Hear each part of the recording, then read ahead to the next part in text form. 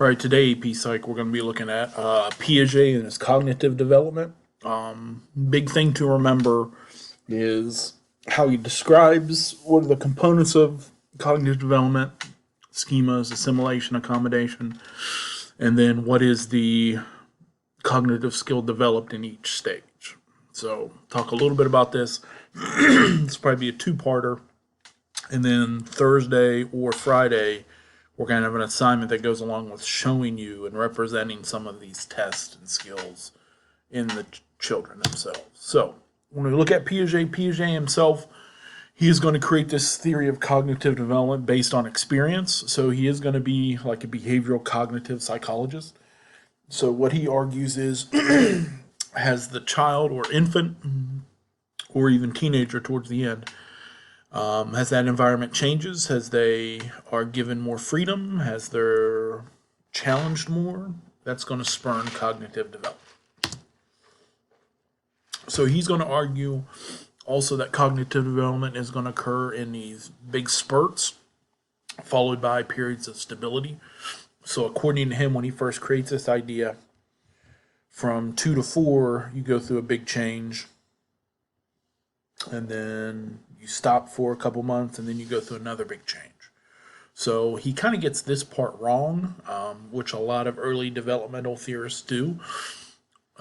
It's more of continuous change instead of spurts of change versus the stability. So, like a growth spurt doesn't just happen overnight, it happens over an extended period of time, but you don't notice until the person grows so much that they have grown. So, it's kind of one of those ideas, though. But his theory itself is pretty solid, especially with the skills.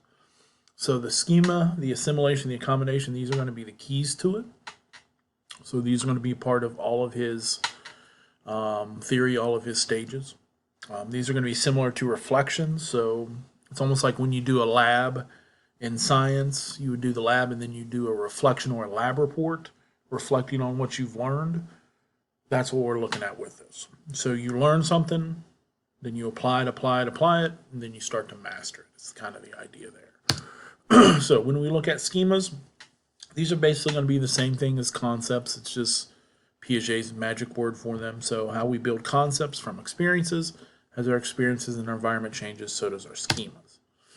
So again, when we look at the development of schemas, your schemas of the world are vastly different from when you were a child because your environment has changed. Also, your skills have made you aware of other things. So once we learn a schema, we apply it until we face information to disprove it, and then we adjust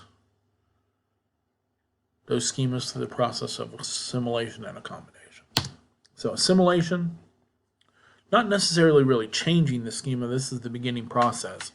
So once we learn new information, we apply it to our current schema. So we've learned new information that the world doesn't revolve around us when we're 2. So we assimilate, we try to apply that until we eventually change it and we realize that other people have different opinions. So assimilation, new information into old ways of thinking. Accommodation is the actual changing of the schema. So when we look at an example, so a child sees a dog, it's the only 4-legged creature it's ever seen regularly. A neighbor's cat walks in the yard, the child says dog. This would be the assimilation. New animal, old thinking.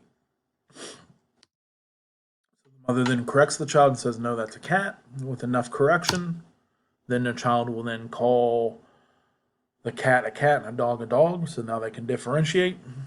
So now they have accommodated. So here's the new information, old thinking.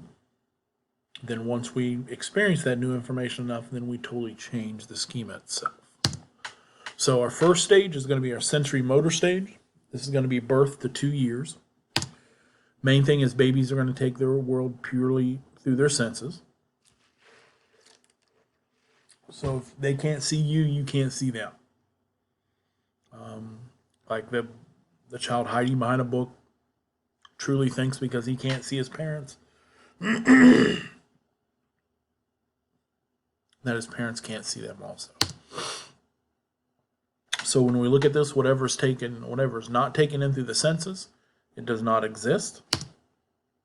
So this is why our newborns will cry often when their parent or caregiver leaves, because according to them at this stage, mommy's gone, mommy's not coming back. So between 12 and 18 months, the child will then begin to be able to represent hidden objects in his or her mind. This will be object permanence. So we change from out of sight, out of mind to just because I can't see it, just because I can't feel it, just because I can't hear it, doesn't mean it doesn't exist. So before, when we're born, out of sight, out of mind, it's gone forever. Mom leaves the room. The child panics. So that's why also those baby monitors where the mom and the parent caregiver can talk back actually helps calm the child, because then they can hear mom. So basically the big thing that's going to happen in this stage is peekaboo is no longer enjoyable. Once we realize object permanence, just because my caregiver covered their hands at first before object permanence, it was like, who's behind there? But then once that object permanence is developed, then games like peekaboo are not that enjoyable. So our schema going into the stage, out of sight, out of mind. Assimilation, when mom leaves the room, the baby cries because baby thinks mom's not coming back. So object permanence is developed, and now a child knows that its caregiver is still existing, its favorite toy is still existing, and the environment is relatively permanent and not as unchanging as we think. Not as changing as we think. Second stage, preoperational stage, about 2 to 5. Some texts will say 2 to 7. 2 to 5 is probably about the right age today. First skill they'll develop is symbolic language. This is when you figure out mom's name is not really mom. Mom represents your mom. Mom doesn't represent, and mom also represents other people's mothers too. So names can represent people. Easter Bunny and Santa represent holidays and traditions around them. There's a reason why children are always excited to see Santa, because he's going to give you presents. That's the symbolism there. So when we first enter this stage, the preschool child is going to be very, very egocentric. So this is going to be the me or the my stage.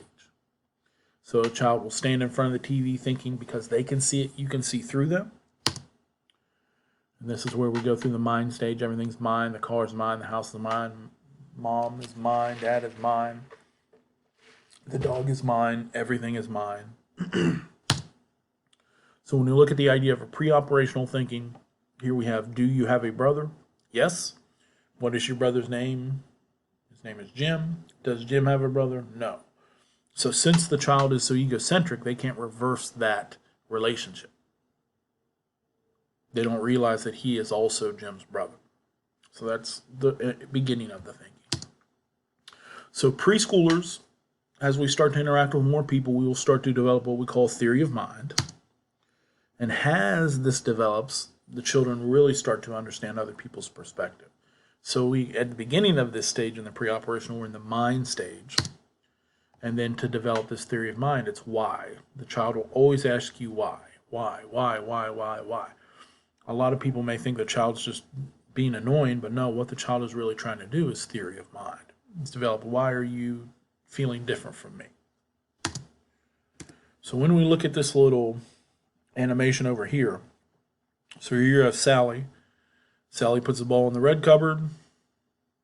Sally goes away and moves the ball into the blue cupboard.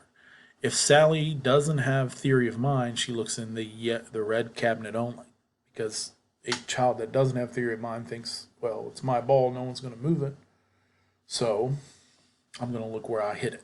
If Sally does have theory of mind, she'll look there first, but she'll continue looking because she can realize someone else may have used it, someone may else have moved it. So other schemas going into this is the idea of centrism. Child can only focus about one aspect of a situation at a time, cannot multitask. Bigger is better in decision making. You give them a decision, the bigger the thing is, the more numerous it is what they're going to pick. And so this will create, when we look at the next stage, this idea of lack of conservation. So schema going in, egocentric, everything's mine. Assimilation, children unwilling to share the new toy because everything's mine. Accommodation, theory of mind's developed. symbolic language, and then the ability to share, which highlights the theory mind is developed. So now the child will be able to use empathy, they'll use humor, and they'll actually also be able to mess with other children too. So concrete operational, this is your school age children. So conservation becomes a problem. This is why the basics of math are really drilled home here. And then we also look at the idea of logical thinking is going to be our biggest developed. So one thing that can show this, conservation and logical thinking, because they're basically one and the same. If children can reverse a math problem, they're starting to develop this. So when we look at this conservation task, you would show the child these two that are equal. Then in front of them, you would dump this into the cylinder. A child without conservation is going to choose this one having more juice or more liquid because it's taller. Whereas a child that has conservation is going to realize they were even here, so now they're still even here. So that's what we look at with that idea of conservation. So our schema, greater the number or size, the better. Assimilation. Children will pass on, this is early concrete operational. Children will pass on a $100 bill for 10 $1 bills. 10 is greater than 1. And then the accommodation, conservation, reversibility, and logical thinking. So a child with logical thinking would obviously realize that $100 is more than $10. So that's kind of the big thing it's going to show us there. Formal operational stage, 12 to adulthood. Main thing what we're going to look at here is we're going to develop what we call formal operational or abstract thinking. So we can think in terms of imagined realities. Like in this class, you don't get a lot of hands-on experiment stuff, but you can still apply knowledge from these theories to answer questions right. That's really, you're learning through concepts. You're not necessarily learning through experience, you're just learning through discussing the concept. So that's what we look at formal operational thought. Also, what you do in 10th grade with your books, where you annotate those books, where you start to look for kind of the hidden meaning in those tasks or in those texts, that's formal operational thinking. So we right versus wrong, why are things right, why are things wrong? If you ask a 3rd grader to respond why we shouldn't chew gum, it's the rule. 10th grader, probably still chew gum because it's not that big of a deal. It's not the biggest, you're not really breaking a moral code by chewing gum. That just shows you kind of the different thinking that we have there. So our formational thought schema going in, I follow authority figures because they have the best interest in, or it's because you have to. Assimilation begins to see hypocrisy in rules. Accommodation forms their own moral codes, rebels against hypocrisy, and continues their formal operational thought development. Piaget Today, what he gets right, he definitely gets the pattern, the maturation, and the skills developed. What he probably gets wrong is development is more of a continuous process, which we kind of highlighted at the beginning. Children express their mental abilities and operations at an earlier age. So because school is starting earlier and earlier, kids are developing these skills earlier. Like my parents never went to kindergarten, so they learned to read in 1st grade. I learned to read in kindergarten. Your generation was more than likely reading before they went to kindergarten. So now we have the environment changing, so the skills, still same skills development, but they're just developing at an earlier age. And then the last one, formal logic, is a smaller part of cognition. That's why you have children starting to do certain formal operational tasks earlier in school, because now we're starting to realize once logic is not as important to our thinking as we once thought. And that's it.